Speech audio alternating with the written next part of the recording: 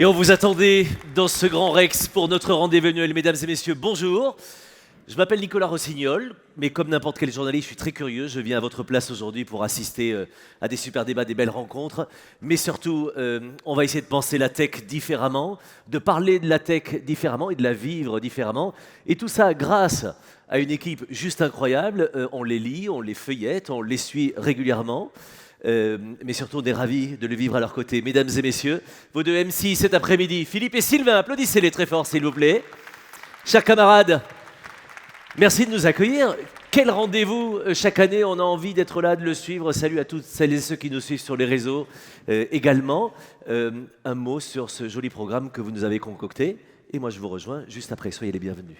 Merci beaucoup Nicolas. Bonjour à toutes, bonjour à tous, chers abonnés à la tribune. Vous avez bien fait de choisir la tribune plutôt que Pif Gadget. Il n'y a pas de gadget encore, je ne sais pas si Jean-Christophe Tortoran en mettra un jour. On est ravis avec Sylvain Roland, qui est le rédacteur en chef de la Tech, de vous accueillir au Grand Rex une fois de plus dans cette très belle salle qui fête ses 90 ans. Donc c'est la fête du cinéma aussi. Vous avez reconnu quelques-uns des films qui nous font vivre la science-fiction, Métropolis, Planète Interdite, Ready Player One, Earth, Star Wars, etc. Des films qui nous montrent qu'aujourd'hui, on se pose la question de savoir si la réalité ne va pas dépasser la fiction. On va en parler tout cet après-midi avec un magnifique programme qu'on a concocté avec Sylvain, qui va vous en dire quelques mots, et en parler avec Jean-Noël Barrot, le ministre en charge de la réalité parallèle, tout à l'heure, dans quelques instants. Bonjour à tous, merci d'être avec nous. Donc Tech for Future, c'est le grand événement tech de la Tribune, piloté par les rédactions de la Tribune. On a voulu réunir sur la scène du Grand Rex aujourd'hui les gens qui font la tech, mais aussi ceux qui réfléchissent sur la tech et ses enjeux pour les 10 prochaines années.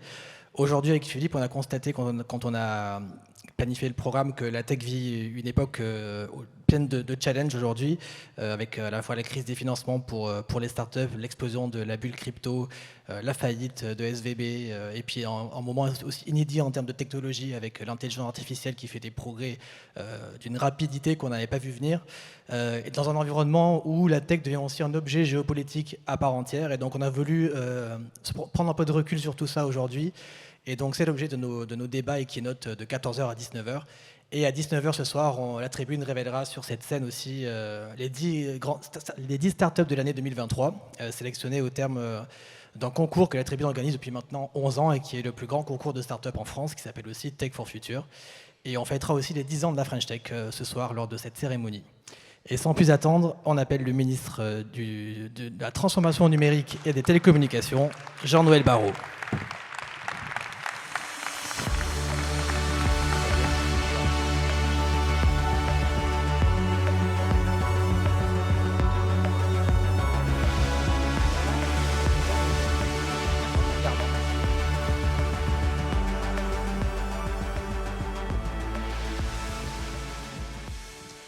Jean-Noël Barrot, bonjour, merci d'être avec nous aujourd'hui, d'inaugurer donc cette séquence de débat sur les enjeux de la tech de la prochaine décennie. Donc généralement, quand on est ministre du numérique depuis 10 ans, c'est plutôt le ministre des bonnes nouvelles, les débuts de la French Tech, l'explosion, l'euphorie. Et depuis le milieu de l'an dernier, ça change un peu avec la crise du financement. Moi, je l'ai un peu dit en introduction, etc. Donc ma première question pour vous, c'est est-ce qu'on entre dans un hiver de la tech, selon vous? Beaucoup de startups, beaucoup d'investisseurs sont inquiets en ce moment. Ils ont des difficultés à lever des fonds. Est-ce que vous pensez que la French Tech rentre dans une période un peu délicate? Comment vous voyez ça, vous? Merci pour l'invitation et merci de fêter l'anniversaire de la French Tech. 10 ans cette année et un incroyable parcours réalisé avec un écosystème qui a beaucoup grandi et sur lequel mes prédécesseurs, dont Mounir qui est là et que je salue, ont particulièrement veillé, faire en sorte que, notamment depuis 5 ans, il prenne son envol. Et on est très heureux de constater, au moment où effectivement l'incertitude s'accumule sur la tech, mais sur l'économie en général, de voir de très nombreuses startups qui ont atteint une envergure nationale, puis européenne, et pour certaines d'entre elles mondiale. Et tout ça n'est pas le fruit du hasard, c'est une mobilisation collective depuis 10 ans, singulièrement depuis 5 ans. Et c'est un motif de grande satisfaction, parce qu'à mon sens, et j'en viens progressivement à votre question, la maturité de l'écosystème aujourd'hui fait que certes, nous allons à l'avenir avoir des phases de creux, des phases haussières du cycle, mais que nous avons atteint une forme de maturité collectivement, les entrepreneurs, les financeurs, une compréhension de ce que c'est que la tech, qui nous permet d'espérer qu'on traversera ces périodes d'euphorie suivies de périodes de plus grande incertitude et de difficultés, sans que la French Tech n'ait vraiment à vaciller sur ses bases. Alors oui, il y a des financements qui sont en baisse, mais ça, on pouvait s'y attendre. Moins 70% au premier trimestre. Moins 70%. On voit les mêmes phénomènes dans les pays alentours. On avait en 2022 eu la bonne surprise de voir que les financements avaient continué à progresser là où ils baissaient dans les pays voisins. Et donc la situation nouvelle à laquelle on est confronté valide les orientations qu'on a prises, notamment sur la question du financement, puisque le président de la République, il y a 2 ans, a lancé une initiative qui s'appelle Scale Up Europe et qui a conduit il y a quelques semaines à ce que soit signé un fonds de fonds pan-européen qui a vocation à venir alimenter, nourrir des fonds de growth capables de continuer d'intervenir dans la période sur des levées de fonds qui se chiffrent à plusieurs centaines de millions d'euros. Et en parallèle, on est en train d'actualiser l'initiative Tibi, qui, elle, était une initiative française lancée en 2019 pour que les assureurs de la place de Paris s'engagent à venir et participer aux levées de fonds de growth, mais pas seulement, pour leur donner une capacité à participer à ces méga tours de financement. On est en train d'avoir les dernières rounds de discussion avec les assureurs. Il y en a un certain nombre qui doivent se mobiliser encore un petit peu plus. Le président de la République leur a mis un peu la pression lors d'une récente intervention. Il a dit je regarderai bien les noms de ceux qui vont y aller ou pas. Vous regardez, vous avez la liste chercher, il a dit. On est justement en train de rappeler les paroles du président de la République à tous les assureurs. Il y en a qui se montrent exemplaires, d'autres qui sont un petit peu en retard. Mais on va continuer à les enjoindre à participer à cette initiative dont tout le monde est satisfait. Les entrepreneurs, les fonds et les investisseurs. Vous visez toujours 10 milliards ou vous pensez que ça va être C'est difficile l'objectif à qui a atteindre? été fixé par Bruno Le Maire. On met tout en œuvre pour essayer d'y parvenir, sachant que ça serait un progrès très considérable par rapport à la première édition où on s'était arrêté à 6 milliards. Je veux dire aussi que au-delà de ce qu'on a fait, nous, avec Scale Up Europe au niveau européen et avec la préparation de la 2e génération des fonds Tibi, on s'aperçoit que les fonds français, je pense à Elaya, je pense à Partech, je pense à Polytechnic Ventures, continuent de lever. Je m'aperçois que certaines entreprises continuent elles aussi de lever. Je pense à Ledger, 100 millions d'euros, Pascal, 100 millions d'euros, Datadome, 40 millions d'euros à peu près. Donc il y a quelque chose qui continue d'être actif et qui est très rassurant à mon sens. Et puis enfin, il faut se rappeler que dans ces périodes de creux, ces périodes baissières du cycle, c'est aussi là où on a vu naître certaines des entreprises qui sont ensuite devenues des leaders mondiaux. Je veux rappeler que c'est dans la crise de 2008-2009 qui a été le moment où les financements se sont le plus repliés, sans doute, dans l'histoire récente, que sont nées des sociétés comme Uber, comme Airbnb, comme Slack ou comme WhatsApp. Donc vous voyez, pour les créateurs d'entreprises de la fin 2022, début 2023, comme Mounir Majoubi, c'est plutôt une opportunité, prometteur. en fait, d'une certaine façon. Il y aura un volet Deep Tech aussi dans Tibi 2, parce que c'était un peu l'enjeu. Tibi 1 était concentré sur le financement des phases d'hypercroissance des startups plutôt dans le digital, dans le numérique. Tibi 2, au début de l'ambition, c'était de financer également la Deep Tech et l'amorçage, qui est un peu sous-financé en France. Absolument, c'est l'ambition du président de la République. Après avoir démontré qu'on pouvait faire de la France une start-up nation, de voir se développer dans notre pays des grandes entreprises du logiciel qui développent des applications que chacun d'entre nous utilise au quotidien pour prendre un rendez-vous chez le médecin, pour covoiturer, pour acheter un téléphone reconditionné, pour streamer de la musique. Et bien que dans cette 2e décennie de la French Tech, on montre notre capacité à faire de la France une Deep Tech Nation. En 2019, on a échafaudé un plan porté par BPI France pour atteindre un objectif de 500 startups deep tech créées par an. Et puis, lors de son intervention à l'occasion de l'annonce des lauréats du French Tech 120 et du Next 40, le président de la République a dit qu'il souhaitait qu'on puisse accompagner, comme on l'a fait avec le Next 40, avec le French Tech 120, 100 startups deep tech, et qu'on puisse annoncer les lauréats de ce programme à l'occasion de Vivatech. Et donc nous préparons activement avec le gouvernement le lancement de ce programme. Alors, pour terminer sur les aspects financiers, parce qu'on a beaucoup d'autres questions à vous poser, il y a eu un accident important aux États-Unis, la Silicon Valley Bank, la banque des startups, avec quelque chose qu'on n'attendait pas, hein, une faillite bancaire, la deuxième plus grosse faillite bancaire depuis 2008. Alors, il y a des incidences financières, je ne vous interrogerai pas là-dessus, ça serait plutôt le rôle de Bruno Le Maire, mais les incidences sur l'écosystème tech, certains disent qu'il y a quelque chose d'un peu systémique dans la tech américaine, en tout cas, je ne sais pas si c'est chez nous. Il y a quand même des craintes sur tout le monde du capital risque et du VC, vous en avez un peu parlé. Est-ce qu'il y a des risques de liquidité, compte tenu d'un certain nombre de valorisations de start-up qui sont, vous l'avez rappelé, très élevées, qui sans doute le changement de cycle est en train de changer la donne. Donc est-ce qu'il faudra intervenir peut-être pour sauver certaines startups qui pourraient connaître un trou d'air? Vous avez parlé de Tibi, mais c'est pas fini. Il y a la BPI aussi, BPI France. Est-ce que vous avez un fonds de soutien comme Biden a sauvé quelque part la Silicon Valley il y a quelques semaines? On ne peut pas comparer, parce que s'il y a eu une faillite, enfin, en tout cas une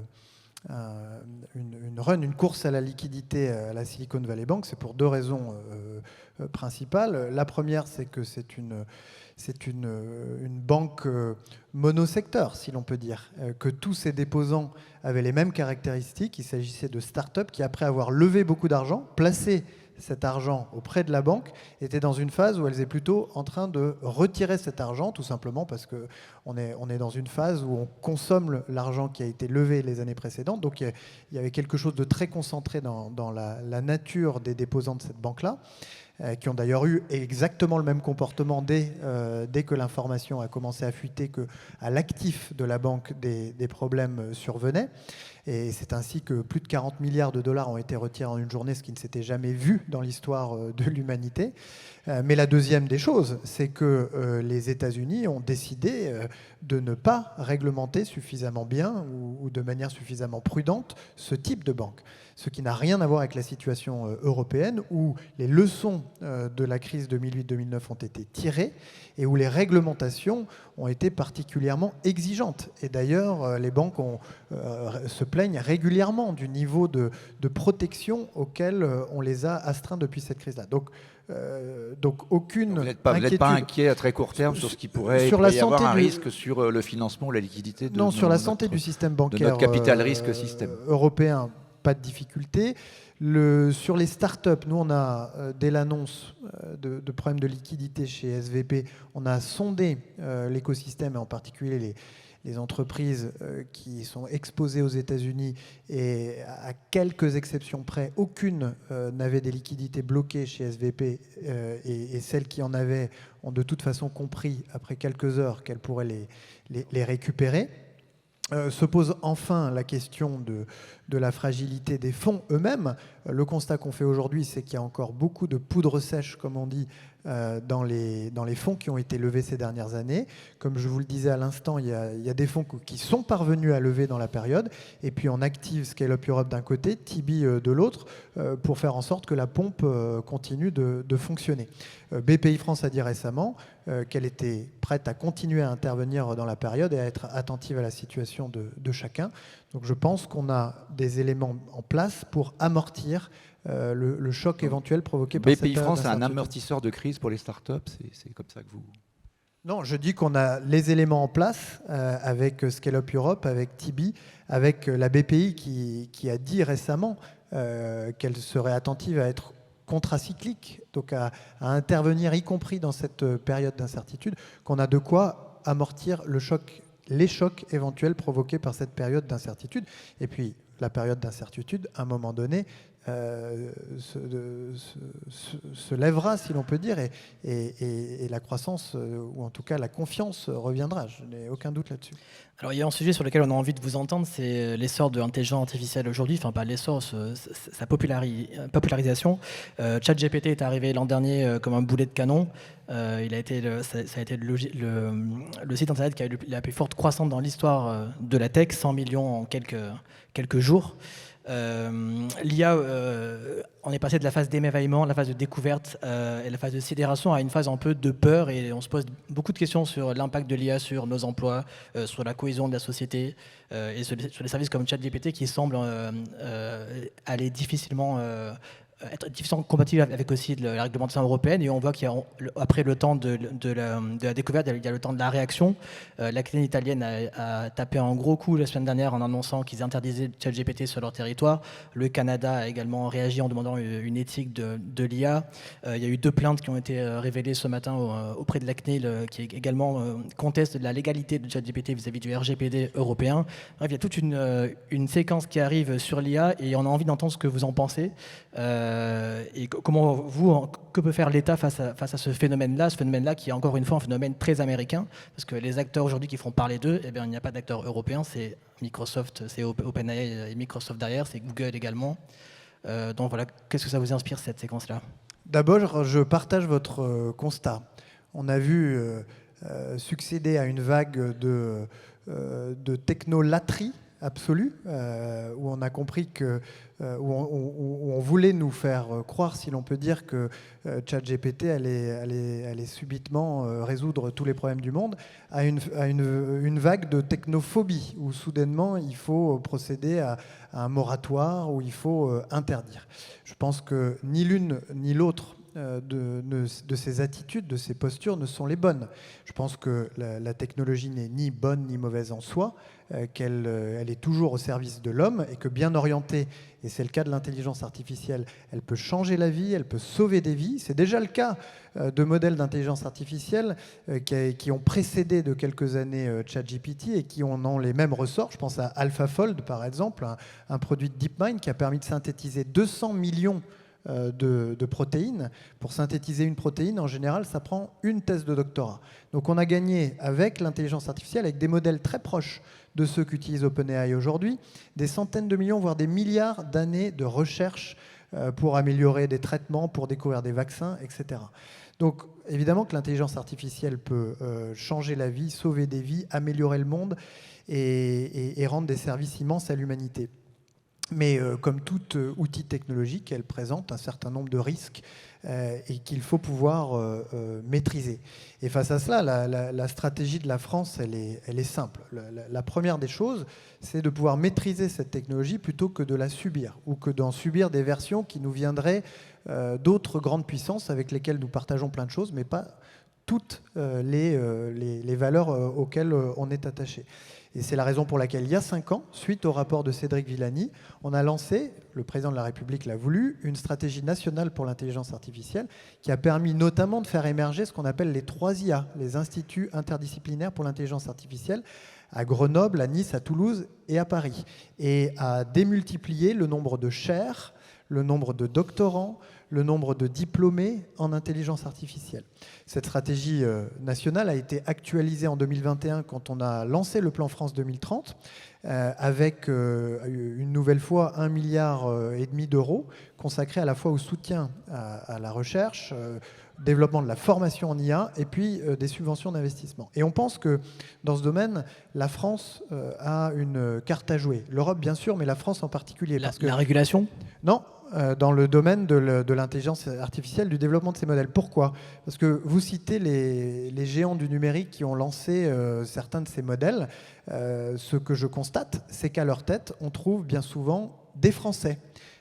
Que c'est en France que Meta, par exemple, a choisi d'installer l'un de ses laboratoires de recherche les plus importants en IA en Europe, et que ce sont nos doctorants qui aujourd'hui peuplent les laboratoires de Meta. Et donc il n'y a aucune raison pour que nous ne puissions pas à notre tour développer ce type de modèle. Je ne dis pas exactement ChatGPT, mais des modèles similaires. Et je vois d'ailleurs des startups comme Lighton, comme Dusk, qui sont plutôt bien positionnés. Et On va continuer à les en attendant, accompagner. il faut interdire ChatGPT comme l'a fait l'Italie. Oui. Ah bah non, puisque une fois qu'on maîtrise la technologie plutôt que de la subir, la deuxième des choses, c'est qu'il faut encadrer l'innovation pour qu'elle puisse se développer d'une façon qui soit conforme aux principes auxquels on est attaché.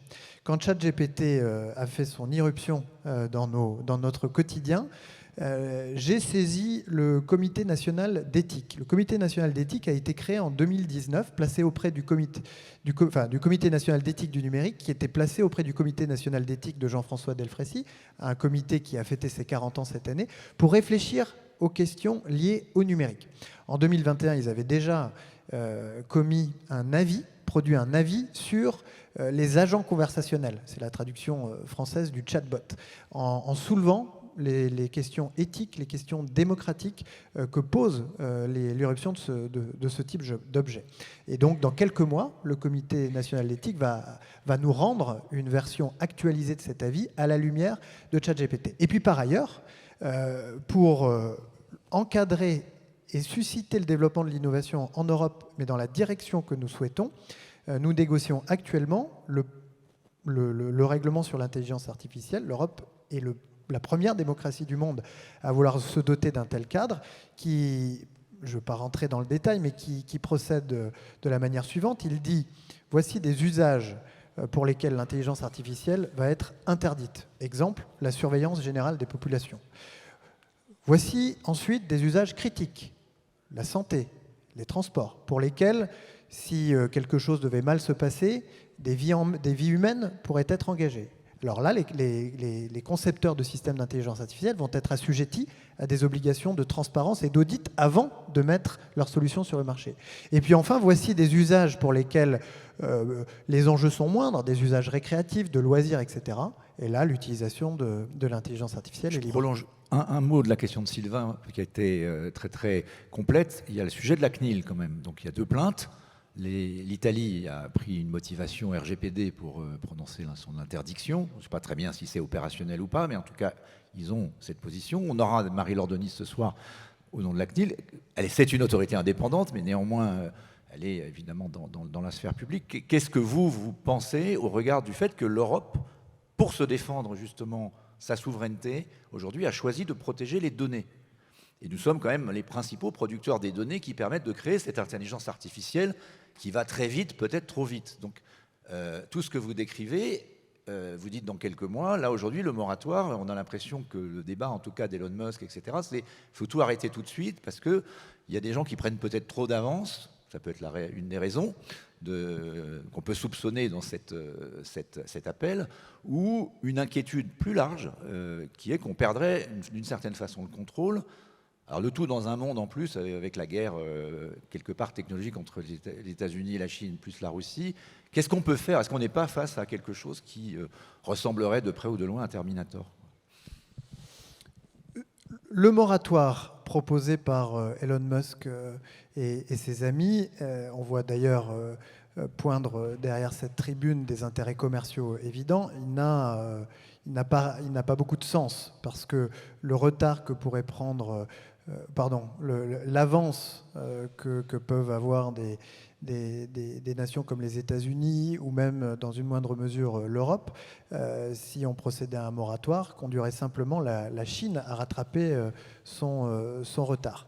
La question posée par la CNIL italienne est plus subtile et à mon avis plus intéressante, même si la réponse qui est apportée est à mon avis la mauvaise. La mauvaise, ce n'est pas de mettre le développement de la science sur pause, puisque comme je l'ai dit, je suis convaincu qu'il y a, grâce à l'intelligence artificielle, des progrès immenses pour l'humanité qui peuvent être atteints. En revanche, ce que dit la CNIL, c'est 2 choses. La première, c'est est-ce que ChatGPT et son interface utilisateur sont bien respectueux du RGPD ? À mon avis, ils ne le sont pas. Et à mon avis, ChatGPT OpenAI va devoir faire un minimum d'ajustements à son produit, qui a été d'ailleurs publié avant d'être tout à fait prêt, ceinture et bretelles. Bon, en l'occurrence, il y a un problème qui est que le traitement des données personnelles pour les utilisateurs de l'interface pose problème et des ajustements devront être faits. Mais la deuxième, et qui est encore plus subtile et encore plus intéressante à mon avis, c'est l'utilisation des données personnelles dans les jeux d'apprentissage de ces modèles-là. Et la compatibilité du RGPD avec le développement de jeux d'apprentissage permettant l'entraînement et le développement de modèles géants d'intelligence artificielle. Et je pense que là où nous devons, en Européens, agir, où nous devrons agir, c'est en conciliant la protection de la vie privée et des données personnelles, qui est un principe auquel nous sommes fermement attachés, avec le développement en Europe des modèles d'intelligence artificielle et donc de jeux d'apprentissage de qualité permettant le développement de ces modèles. Merci beaucoup. Du coup, on va terminer cette séquence d'interview. Juste une dernière petite question. Le RGPD, est-ce que les politiques en France comme en Europe ont pris la mesure du RGPD? Parce que quand on voit aujourd'hui, il y a quand même un blocage au niveau européen au niveau du transfert des données avec les États-Unis. Depuis 2020, il n'y a plus d'accord de transfert de données en fonction avec des clauses contractuelles types qui sont très contraignantes pour les entreprises. Là, on voit avec la CNIL italienne que ChatGPT est estimé illégal. Et beaucoup de services américains, sans même parler évidemment ceux des GAFA, mais des autres services, en fait, il y a un obstacle légal très fort. Est-ce que les politiques, est-ce que la France a pris la mesure du RGPD et des conséquences concrètes pour l'économie et pour les entreprises? Alors, je ne sais pas si vous sortirez les bougies, mais en fait, cette année, les 5 ans du RGPD. Je pense que le RGPD a été un acte politique très fort, consistant pour l'Europe à dire que la plus grande démocratie du monde, le plus grand marché économique du monde, comptait faire respecter un certain nombre de principes, et en particulier celui de la protection de la vie privée et des données personnelles. On peut évidemment faire quelques reproches au RGPD, et c'est normal. C'était la première législation de ce type dans le monde entier, et le monde évolue lui-même. Le monde dans lequel on vivait il y a 5 ans ne ressemble pas à celui dans lequel on vit aujourd'hui. Donc il y aura, dans les années à venir, très certainement à revenir sur certaines dimensions du RGPD, mais en revanche, sans transiger sur nos principes, nos valeurs, et dans le domaine numérique en particulier, il y en a 2. Il y a celui-ci, le respect de la vie privée des données personnelles, et l'autre, qu'on a traité notamment avec le règlement sur les marchés numériques, qu'on va continuer à traiter dans le règlement sur les données au niveau européen, qui est le respect de la concurrence saine et équitable sur les marchés numériques comme sur les marchés physiques. Merci beaucoup. On va terminer cette séquence avec une séquence sur les startups. Donc, comme vous le savez, Tech for Future, c'est le plus grand concours de startups de France. On a primé 51 startups lors d'une tournée en janvier et février. 3 sont parmi nous aujourd'hui. Elles ont une question à vous poser. On va donc les appeler sur scène. Donc, il s'agit d'Olivier Breillac, le fondateur et CEO d'Octopies. Victoire de Margerie, la fondatrice et CEO de Rondol. Et Rodolphe Hasselvander, le cofondateur et CEO de Blue Frog Robotics. Alors, pendant qu'ils montent sur scène... Je vais vous céder la place. Merci, Monsieur le Ministre. On vous retrouvera souvent dans les colonnes de la tribune. On avait plein d'autres questions, mais la vie est longue. Alors pendant qu'ils s'installent, du coup, je les présente rapidement. Octopies est une deep tech nantaise, les gagnants du prix Data IA de la tribune dans le Grand Ouest. Et Octopies est spécialiste de l'anonymisation des données. Elle dispose de la seule technologie au monde validée par la CNIL française qui rend totalement impossible la réidentification d'un individu à partir des données anonymisées. Donc voilà pour Octopies. Rondol de Margerie, qui est ici, est une deep tech également, gagnante du prix Santé dans le Grand Est. Elle a une technologie de rupture dans la micro-extrusion qui permet en fait aux laboratoires pharmaceutiques de reformuler leurs médicaments pour réduire jusqu'à 50% de leurs principes actifs, ce qui évidemment diminue grandement le coût des médicaments pour les labos, mais surtout les effets secondaires pour les patients.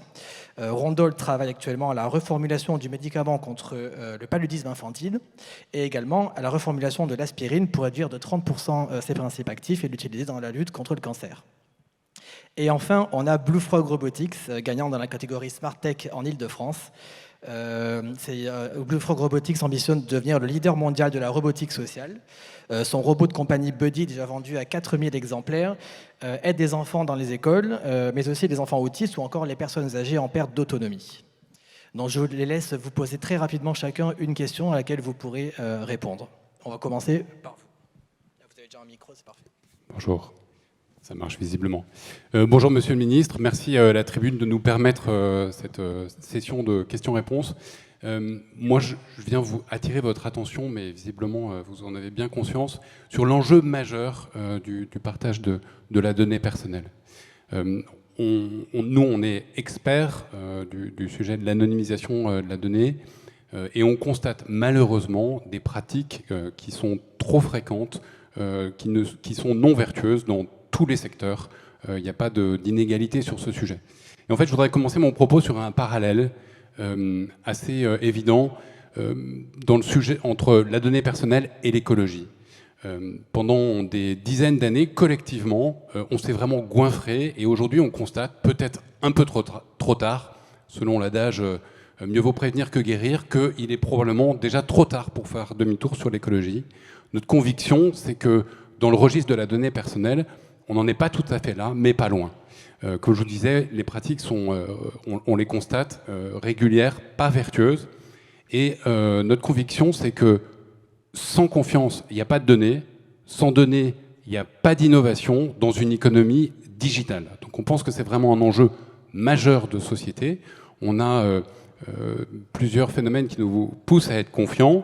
Est-ce que vous pouvez synthétiser juste pour aller à la question? On y arrive. Qui nous poussent à être confiants et des pratiques vertueuses. Je citerai le laboratoire Roche, de nombreux CHU qui modifient leurs pratiques en termes de gouvernance de la donnée, qui nous encouragent à être vertueux. Une récente publication qu'on vient de faire dans Nature Digital Medicine qui nous conforte dans l'idée qu'il n'y a pas d'opposition entre big data et privacy. Et donc, notre conviction, c'est que pour aller encore un peu plus loin, il faut encadrer les pratiques et légiférer pour ne pas opposer innovation et privacy. Et donc ma question, c'est que pensez-vous de ça? C'est exactement la vision qui est la nôtre. Quand on donne le sentiment d'être à cheval sur le respect de la vie privée, privacy, on nous dit oui, vous êtes contre l'innovation, vous allez tout empêcher, etc. Pas du tout. Je pense au contraire. Et l'entreprise que vous représentez en est un des meilleurs exemples, qu'une fois qu'on a dit les principes qu'on voulait faire respecter, et en particulier celui de la vie privée. Et tout en disant à quel point on est attaché au développement de l'innovation, on parlait de l'exemple des modèles géants qui doivent se développer sur des jeux d'apprentissage considérables, etc., eh bien, il faut certes un peu légiférer, mais il faut aussi laisser l'innovation et la technologie apporter les réponses qui vont permettre de concilier les deux. Et je pense que c'est en étant très crédible sur notre ambition technologique et notre ambition sur le plan des valeurs qu'on va donner envie et on va inciter des entrepreneurs comme vous à se lever et à concevoir des solutions qui vont nous permettre de concilier ces objectifs. Donc, j'encourage toutes celles et ceux qui se lancent dans le secteur de la privacy et qui, comme Octopies, nous permettent de concilier nos objectifs d'innovation et de respect de la vie privée à le faire. Parce qu'on ne va pas s'arrêter de défendre la vie privée parce que tout d'un coup, il faudrait faire de l'intelligence artificielle. Et on ne va pas arrêter de faire de l'intelligence artificielle parce que tout d'un coup, on aurait peur pour la propriété de nos données personnelles. On va faire les deux en même temps et on a besoin de technologie pour y parvenir. Merci beaucoup, merci. On va passer donc à la question de Victoire de Margerie pour Rondol, si possible rapide. Merci beaucoup. Merci beaucoup Sylvain de nous avoir présenté parce que je pense que vous nous avez vendus tous les trois de manière absolument incroyable. Donc c'était vraiment sympa. Monsieur le ministre, notre président a dit le 22 mars qu'il fallait qu'on gagne la guerre de la réindustrialisation décarbonée. Pour gagner cette guerre-là, il faut fabriquer en France, mais il faut aussi exporter et il faut des machines-outils. Et nous, on a quasiment plus de machines-outils en France. On a tout laissé partir au Japon, aux États-Unis et en Allemagne. Et nous, on est une start-up de machines-outils, comme Sylvain nous a très bien présenté. Mais pour l'instant, on vend quasiment qu'en Allemagne, aux États-Unis, en Angleterre et au Canada, quasiment pas en France. Mais pour qu'on gagne vraiment notre guerre, qu'on gagne des parts de marché à l'export, il nous manque un gros morceau. Et vous peut-être nous aider pour ça. Donc ma question sera beaucoup plus directe que la vôtre. Pour qu'on puisse vraiment enrichir notre technologie de rupture, il faut qu'on puisse développer un logiciel d'intelligence artificielle, vous en avez parlé tout à l'heure. Il y a de l'intelligence artificielle vertueuse. Et pour qu'on puisse développer ce logiciel, ça va coûter très cher parce qu'on est obligé de faire des milliers d'essais avec des principes actifs de la pharma qui coûtent 1 000 à 5 000 euros le gramme. Ce n'est pas le kilo ou la tonne, c'est le gramme. Donc ça coûte très cher. Et voilà, ma question elle est très directe. Est-ce que vous voulez nous aider en nous finançant? On travaille, on travaille avec, avec 2 grands instituts de recherche français, qui sont l'Institut Jean Lamour à Nancy et Mines ParisTech à Sophia Antipolis, qui sont des leaders mondiaux chacun dans leur domaine d'activité. Voilà, donc la question, est-ce que vous voulez nous aider? Merci. Non. Voilà. Bien sûr qu'on veut vous aider. Vous savez que sur la première partie de la question, le mouvement est en train de s'inverser en France, puisque l'emploi industriel repart à la hausse, qu'on ouvre désormais plus d'usines dans notre pays qu'on en ferme, que dans le domaine du paracétamol, par exemple, même si elle n'est pas encore sortie de terre, l'usine Séquence à Isère-sur-Roussillon va progressivement arriver, et on va enfin resynthétiser du paracétamol, je ne sais pas si c'est le terme exact. Sequence, c'est notre unique client français. Voilà. Mais qui n'est pas encore tout à fait opérationnel, si j'ai bien compris. Nous, on travaille avec eux sur l'aspirine. Donc voilà. Et donc, ça se fait étape par étape. Projet. C'est un magnifique projet qui va nous permettre de reconquérir une part de notre souveraineté en santé qu'on avait perdue. Et cela passe effectivement par le soutien très fort qu'on peut apporter à des startups deep tech qui ont une vocation industrielle comme la vôtre.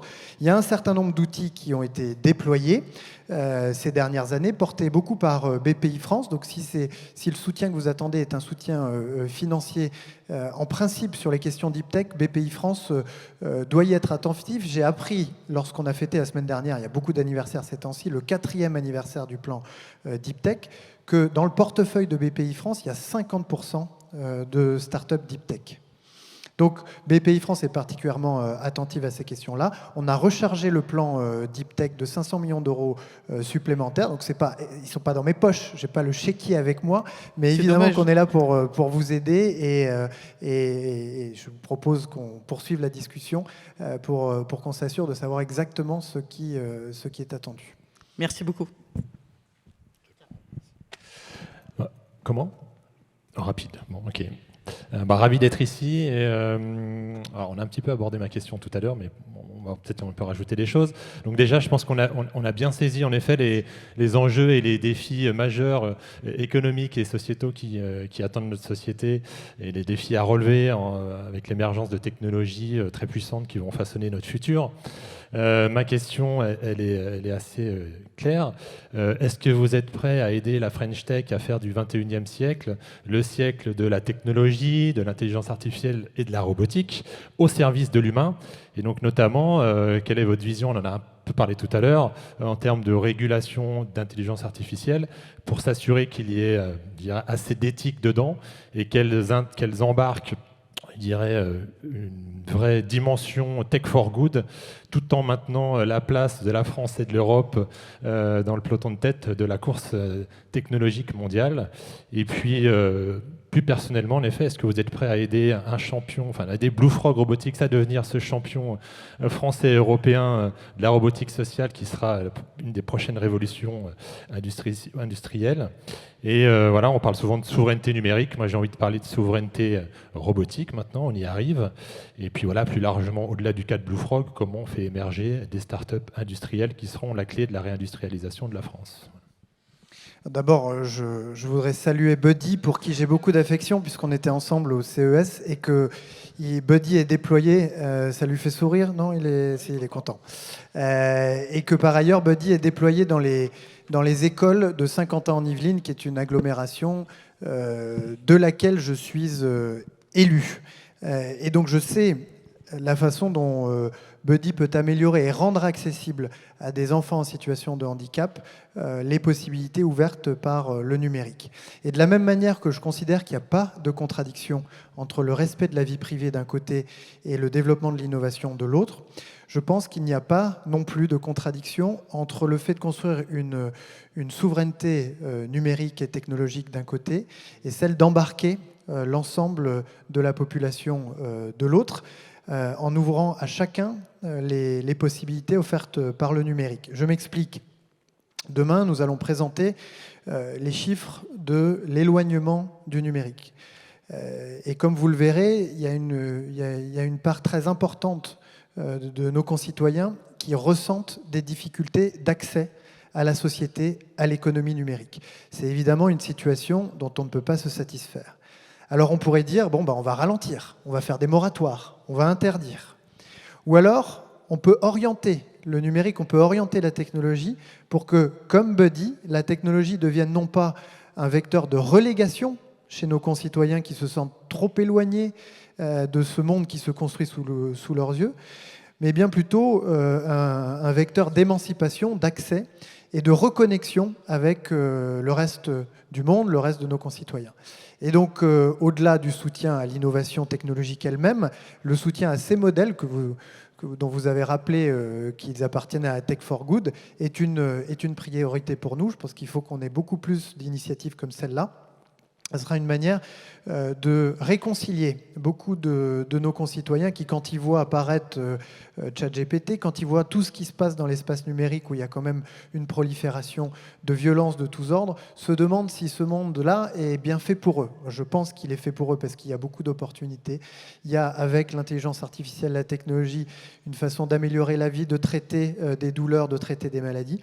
Mais pour ça, il faut que ce soit accessible. Et donc oui, on va continuer à soutenir ces initiatives-là. Merci. Merci beaucoup, on arrive au terme de ce débat. Merci Monsieur le Ministre, merci à vous trois. Et donc je laisse Nicolas reprendre le flambeau. Merci Monsieur le Ministre, merci Madame et Messieurs, merci Sylvain. Applaudissez-les encore une fois vos invités pour cette première séquence.